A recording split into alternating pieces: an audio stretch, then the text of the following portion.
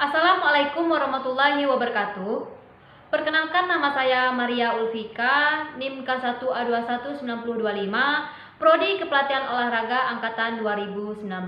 Baiklah, di video kali ini saya akan membuat tugas UTS Kinesiologi Olahraga, yaitu mempresentasikan hasil resume saya.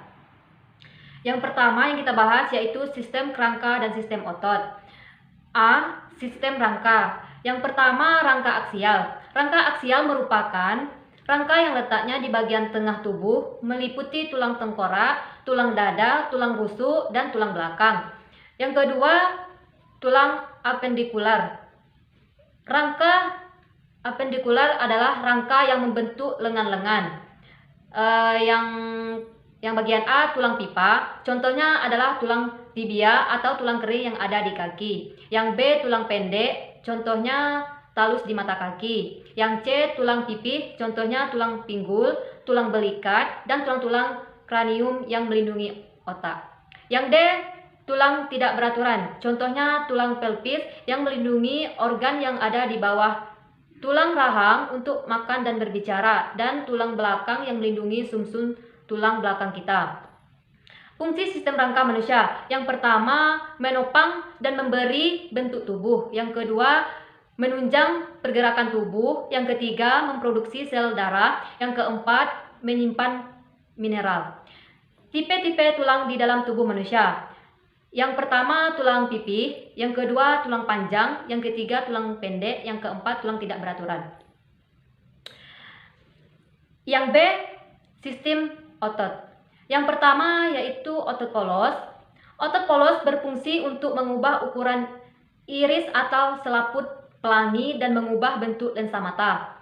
Yang kedua, otot jantung. Otot jantung hanya terdapat pada dinding jantung dan dikontrol oleh sistem saraf otomatis. Yang ketiga, otot rangka. Otot rangka adalah jaringan otot yang melekat pada tulang manusia. Fungsi sistem otot. Yang pertama, melakukan gerakan tubuh. Yang kedua, menjaga keseimbangan tubuh. Yang ketiga, mengatur postur. Yang keempat, membantu proses melahirkan. Yang kelima, menggerakkan sistem pencernaan dan pembuangan. Yang keenam, pernapasan. Yang ketujuh, penglihatan. Yang kedua yang kita bahas yaitu gelang bahu. Tulang gelang bahu, clavicula dan scapula, atau belikat dan selangka. Tulang gelang bahu disebut juga tulang pectoral. Pada bahu tersusun atas 4 buah tulang, yaitu 2 tulang belikat scapula dan 2 tulang selangka clavicula. Gelang bahu yaitu persendian yang menghubungkan lengan dengan badan. Pergelangan ini mempunyai mangkok sendi yang tidak sempurna oleh karena bagian belakangnya terbuka. Analisis alat gerak tubuh bagian leher dan togo. Yang pertama, penyongkong leher dan kepala. Yang kedua, membentuk struktur leher. Yang ketiga, terlibat dalam pergerakan kepala dan leher. Yang keempat, menjaga stabilitas dan pergerakan kepala. Yang kelima, pelindung bagi saraf dan pembuluh darah. Pergerakan leher menghasilkan pergerakan yang membentuk sudut. Yang pertama, fleksi. Yang kedua, ekstensi. Yang ketiga, hiperekstensi. Selain itu, leher juga menghasilkan gerakan memutar atau rotasi. Tulang belakang. Secara medis, tulang belakang dikenal sebagai columna vertebralis. Rangkaian tulang belakang adalah sebuah struktur lentur yang dibentuk oleh sejumlah tulang yang disebut vertebra atau ruas tulang belakang. Di antara tiap 2 ruas tulang belakang terdapat bantalan tulang rawan. Selanjutnya, rongga dada. Tulang rongga dada termasuk tulang pipih terletak di bagian tengah dada pada sisi kiri dan kanan. Tulang pada dada terdapat tempat perlekatan dari rusuk. Bersama-sama dengan rusuk, tulang dada memberikan perlindungan pada jantung, paru-paru, dan pembuluh darah besar dari kerusakan. Yang ketiga yang kita bahas yaitu anggota gerak bagian atas dan bawah. Yang pertama yang kita bahas kinesiologi. Kinesiologi berasal dari kata kinesis dan logos. Kinesis adalah gerak, logos adalah ilmu.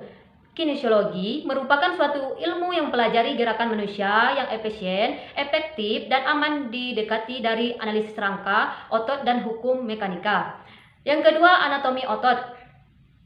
Ekstremitas atas, superior, tulang adalah sebuah benda keras yang ada di dalam tubuh manusia yang berfungsi sebagai penegak dan melindungi tubuh manusia. Anatomi otot, ekstremitas atas, otot adalah suatu motor penggerak pada tubuh manusia yang memiliki fungsi sebagai penggerak pada setiap tulang yang memiliki arah sesuai dengan perlekatannya.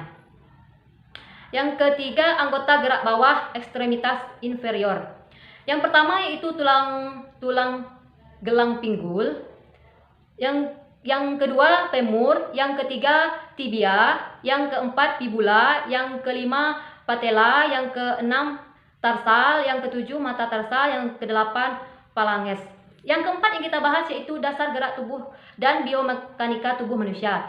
Yang pertama yaitu dasar gerak tubuh. Kemampuan gerak dasar sama dengan kemampuan gerak motor ability, yang berarti kemampuan secara dari seseorang untuk menampilkan sebagai variasi keterampilan gerak. Gerak dasar dibagi menjadi 3. Yang pertama lokomotor, gerak yang dilakukan berpindah tempat. Yang kedua non lokomotor, gerakan yang dilakukan di tempat atau tidak berpindah tempat. Yang ketiga yaitu manipulatif, gerakan tubuh untuk bertindak melakukan suatu bentuk gerak dari anggota tubuh secara lebih terampil. Selanjutnya biomekanika. Biomekanika adalah disiplin sumber ilmu yang mengintegrasikan faktor-faktor yang mempengaruhi gerakan manusia yang diambil dari pengetahuan dasar fisika, matematika, kimia, fisiologi, anatomi, dan konsep rekayasa untuk menganalisa gaya yang terjadi pada tubuh. Selanjutnya istilah-istilah dalam biomekanika. Yang pertama, center of mass gravity, titik di mana massa objek seimbang dari semua arah. Yang kedua, contraction dan friction, ukuran tahanan gerakan antara dua objek. Moment, efek rotasi dari impact. Yang kelima, impulse, mengarahkan kekuatan atau kejutan atau momentum kekuatan. Disipasi, menyebabkan getaran yang dihasilkan vibrasi mendekati berhenti, jaringan rawan. Yang ketujuh, daya ledak atau power, besarnya kekuatan yang dikerahkan dan dengan kecepatan. Yang kelima yang kita bahas yaitu gerakan linear, gerakan rotasi, dan keseimbangan. Yang pertama yaitu gerak linear. Linear diartikan sebagai sebuah alat yang bergerak dalam garis lurus, namun terkadang dapat disebut dengan gerak translasi. Gerak rotasi merupakan gerak suatu benda atau komponen konstruksi dengan bentuk lintasan berupa lingkaran terhadap sebuah titik pusat. Yang ketiga, gerakan keseimbangan. Gerakan keseimbangan adalah kemampuan untuk mempertahankan pusat gravitasi pada bidang tumpu, terutama ketika saat posisi tegak. Selanjutnya, sifat-sifat gaya. Yang pertama, gaya dapat mengubah bentuk benda. Yang kedua, gaya dapat mengubah arah benda. Yang ketiga, gaya dapat membuat benda diam. Yang keempat, gaya dapat membuat benda yang bergerak menjadi tidak bergerak. Yang kelima, gaya dapat mengubah kecepatan gerak benda. Selanjutnya, faktor-faktor yang mempengaruhi gerak, kerja, dan energi. Yang pertama, gerak. Gerak adalah suatu perubahan tempat kedudukan pada suatu benda dari tempat awal. Benda dikatakan bergerak karena adanya Gaya adalah dorongan atau tarikan. Benda bisa bergerak jika didorong atau ditarik. Contohnya, jika meja didorong, itu akan membuat benda tersebut bergerak dalam berpindah tempat dari tempat awal ke tempat semula. Faktor-faktor yang mempengaruhi gerak suatu benda. Yang pertama yaitu bentuk benda, yang kedua ukuran benda, yang ketiga permukaan benda. Selanjutnya energi. Energi adalah kemampuan atau tenaga untuk melakukan kerja. Macam-macam energi. Yang pertama ada energi panas, energi cahaya, energi kimia, energi bunyi, dan energi listrik. Hubungan antara gerak dengan energi seperti yang sudah diketahui bahwa energi muncul karena adanya gerakan. Gerakan yang kuat atau cepat akan menimbulkan energi yang besar, sedangkan gerakan yang lambat atau lemah akan menimbulkan energi yang kecil. Itulah tadi hasil resume saya. Lebih dan kurangnya saya mohon maaf. Saya tutup dengan wassalamualaikum warahmatullahi wabarakatuh.